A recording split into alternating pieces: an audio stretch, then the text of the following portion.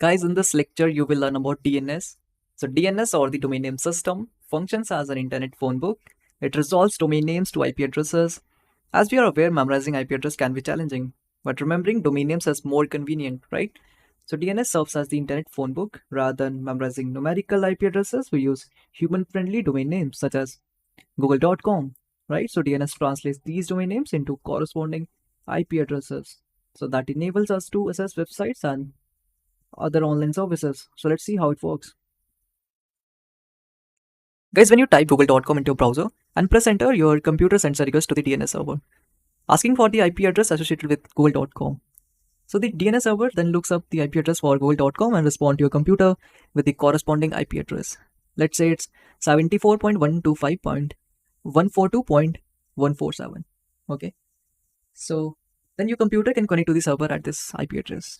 And that's gonna retrieve the web content and display the google.com website in your browser.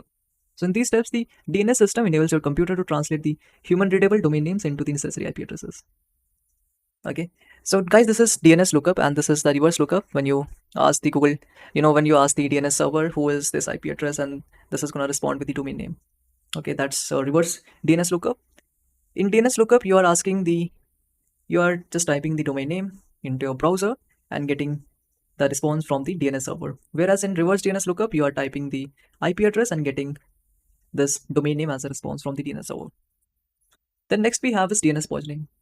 Okay, now just imagine here we have an attacker, and an attacker is injecting some fake DNS entry into this DNS server. So when the client will request a website, imagine the client is requesting google.com. Okay, so if this attacker has manipulated this DNS entries, okay, then it will redirect to a fake website. It will not redirect to a google.com. It will redirect the user to the fake website. So let's see it practically how this DNS poisoning works.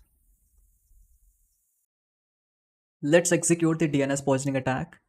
I'm conducting it on my local machine and it is limited to the local environment. The initial step involves manipulating the entries in the host file. So simply type leafpad and /etc and /host. So we are going to manipulate this file. Okay, so here you can type your local machine IP address.